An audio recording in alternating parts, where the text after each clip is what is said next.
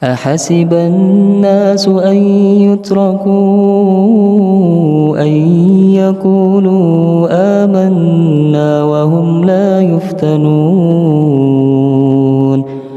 ولقد فتنا الذين من قبلهم فليعلمن الله الذين صدقوا وليعلمن الكاذبين.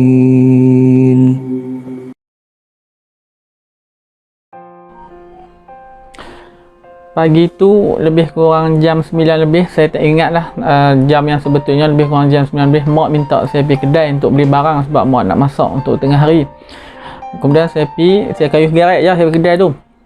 Kemudian apabila saya sampai di kedai tu, saya dengar orang-orang di kedai tu, termasuk tuan kedai tu sendiri, tengah duk cerita pasal gegaran yang mereka rasa tadi. Tuan kedai tu kata barang-barang dalam kedai dia habis bergegak bergoyang. Tapi saya tak ambil pot pun benda tu sebab tak ada kena-mengena dengan saya. Saya tak rasa pun gegaran pagi tu. Saya balik rumah. Lepas balik rumah tu, saya pun buat hal saya pergi rumah kawan saya yang lebih kurang jarak rumah dia dengan rumah saya dalam 500 meter je. Kemudian apabila saya pergi rumah dia tu pun sama juga, adalah 3-4 orang kawan saya bercerita benda yang sama. Pagi tu mereka rasa gegaran dan mereka nampak tiang elektrik kat sebelah rumah tu bergegak, bergoyang tiang elektrik tu. Jadi saya pun cuma senyum dan gelak lah, benda tu saya tak rasa. Kemudian saya balik rumah, saya rehat lebih kurang jam 1.30 tengah hari.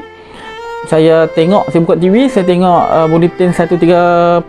Masa tu berita tengah ceritakan tentang gempa bumi yang berlaku di Aceh, iaitu pada 9.3 pada skala Richter, tak salah saya, kekuatan gempa bumi tu. Masa tu dia tengah cerita tapi dia tak habaq lagi apa benda yang akan berlaku. Masa saya tengah dengar berita tu, saya ada dengar satu lagi bunyi yang agak kuat yang datangnya dari arah laut. Bunyi tu dia macam seolah-olah bunyi kapal terbang yang berdengung. Dia semakin lama semakin dekat, semakin lama semakin dekat. Jadi saya pun buat pusing, saya nak tahu bunyi apa, ada helikopter mendarat ke ataupun apa pun. Jadi saya bangun dari atas sofa yang saya tengah baring tu. Saya terus menuju ke pintu belah dapur yang menghadap laut. Bila saya sampai je kat pintu tu, saya buka je pintu tu, terus saya nampak ayam ombak naik. Ayam ombak naik dah sampai rumah jiran saya dah. Kemudian saya terus jerit, ayah naik, lari keluar. Ayah saya baru balik meniaga ikan masa tu dan dia tengah berehat dalam bilik. Bila dia dengar saya jerit, kami dua beranak lari keluar. Kami jalan dan ombak tu datang, dia surut macam tu je. Masa saya lari tu, ombak tu ikut belakang, lebih kurang parah atas sikit pada buku lali. Tak tinggi pun ombak pertama tu. Kemudian saya dengan ayah saya pun pelik lah. Pasal apa? Hari tu sebab cuaca dia cerah, memang terik. Kalau tengok awan, kalau tengok langit hari tu, langit biru, memang tak ada awan putih langsung, memang cerah. Saya seumur hidup saya 16 tahun yang saya hidup kat tepi laut, saya pernah rasa ribut, saya pernah rasa laut beralun, pernah tengok ayak naik sampai depan rumah, tapi saya tak pernah tengok lagi ayak tiba-tiba naik di hari yang cerah, tak ada ribut, tak ada angin, tak ada apa, tiba-tiba ayak naik. Saya dengan ayah saya pun heran. Kemudian kami pun berjalan balik ke rumah kami, dan kemudian apa yang saya dapat lihat, atas depan rumah saya tu jalan raya, jalan utama, apa yang saya dapat lihat atas jalan tu penuh dengan ikan, macam-macam jenis ikan. Ikan sembilan, ikan gelama, ikan duri, udang kasak melompat atas jalan. Jadi kami orang kampung, orang nelayan, memang bagi kami bila benda tu jadi rezeki lah. Jadi saya pun habaq kat ayah saya, ayah, ikan banyak tu. Ayah saya pun kata, ambil biasan kita kutip ke ikan yang ada atas tu. Jadi ayah pun ambil ikan yang kutip. Saya pun nak rasa teruja, macam nak kata seronok, benda ikan nampak atas darat, kita just kutip dengan tangan. Masa tu bila saya naik atas jalan raya, saya tengok ke arah masjid, jalan ke arah masjid yang menuju ke Pulau Sayak. Siapa yang tahu Pulau Sayak tu, dia tahulah.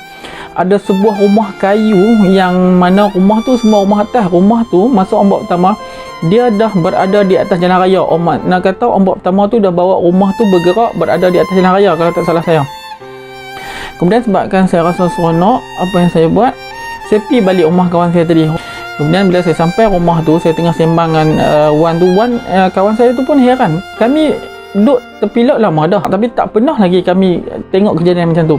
Tengah-tengah kami sembang, tiba-tiba dengar ada orang jerit, ni ada jenazah, ada mayat, main tolong angkat mayat ni.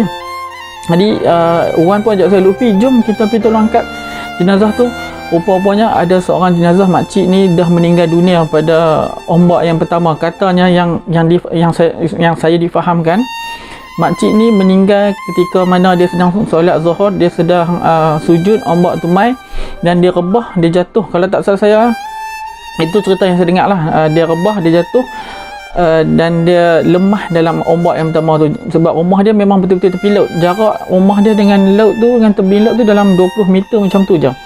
Kemudian saya dengan Izwan ni dan ada lagi 2-3 orang tolong angkat jenazah makcik ni dan letak di tempat yang lebih tinggi.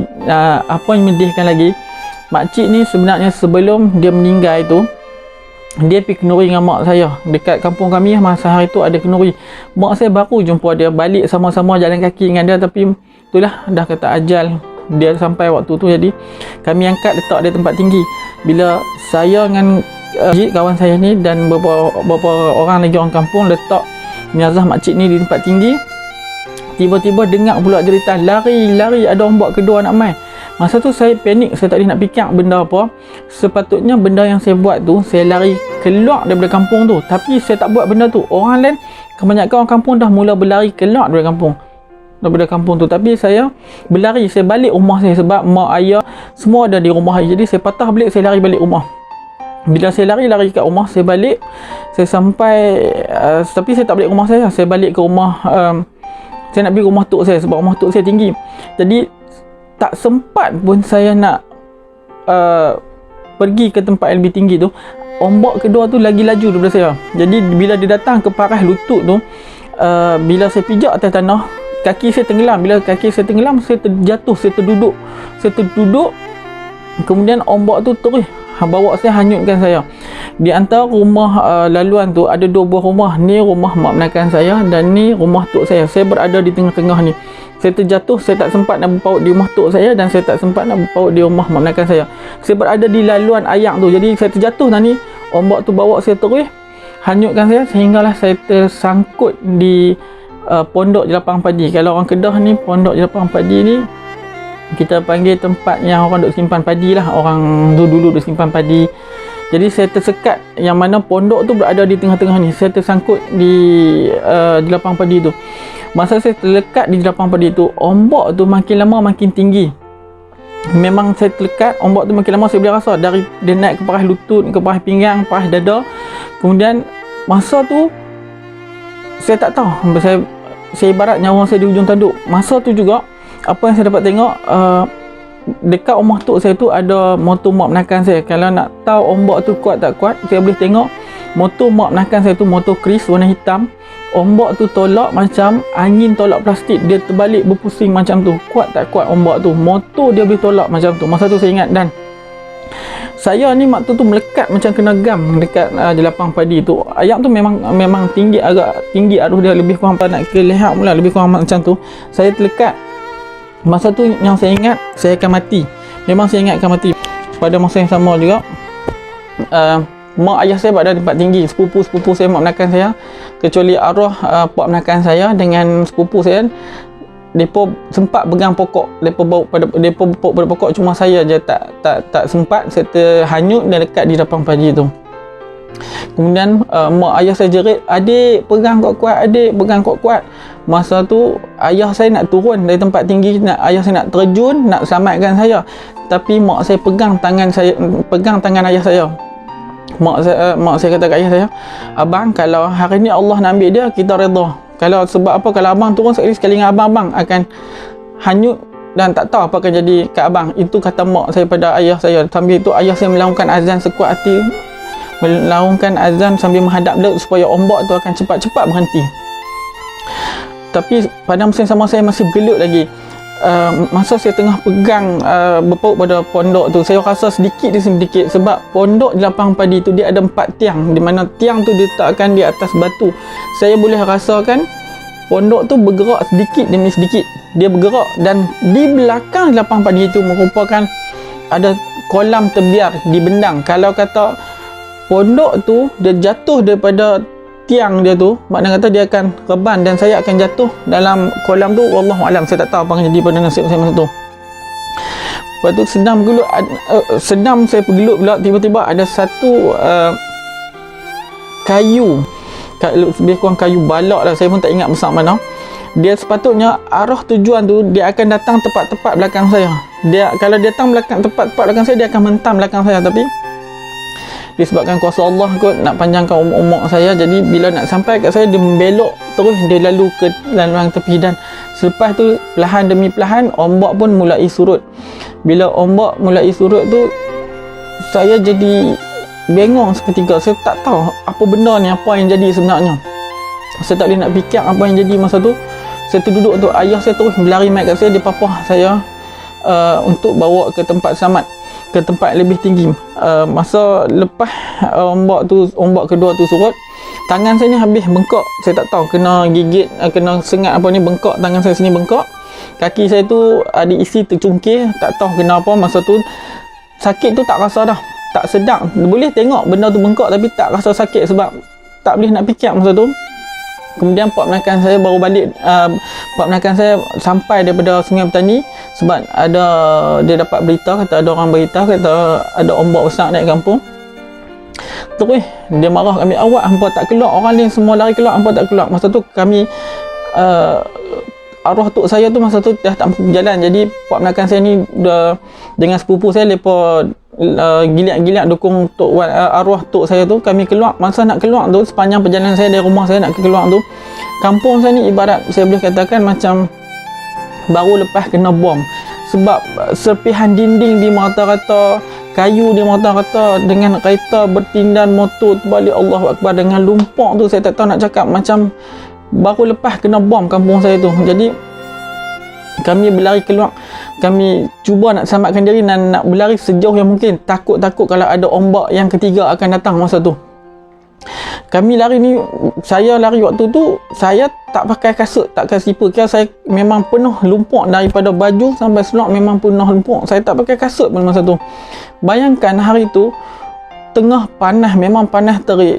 Awan tu boleh katakan langit biru, memang tak ada awan putih langsung. Boleh bayangkan panas macam mana. Waktu kami nak keluar tu, jadi saya pilih untuk berlari di atas tar yang panas terik, memang pedih tapak kaki. Tapi sebab nak selamatkan diri, kami cuba, saya, mak saya, ayah saya, kami tak fikir dah sakit tu biar belakang. Kami terus berlari sebab sejauh mungkin daripada kampung tu. Bila kami keluar tu, sebenarnya orang lain semua dah keluar dah daripada kampung tu. Kalau tak salah, saya tinggal keluarga kami je yang tak keluar lagi.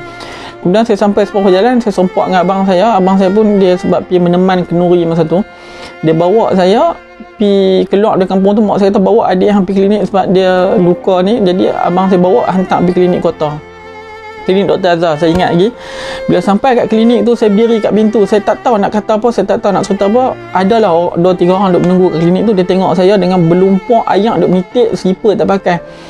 Salah seorang makcik kot, dia tanya saya, lah ni awak ni siapa ni, jadi apa? Kemudian saya kata tak tahu lah makcik. Tiba-tiba kampung saya ayak naik, tiba-tiba musnahkan habis semua barang, habis rumah, habis roboh semua. Saya tak tahu makcik. Jadi makcik tu pun saya tak tahu banyak, mungkin dia tengok saya pun macam bela apa semua. Jadi kemudian doktor panggil saya masuk, doktor pun tanya apa. Jadi saya pun tak boleh nak cerita sebab saya tak tahu lagi apa yang jadi sebenarnya.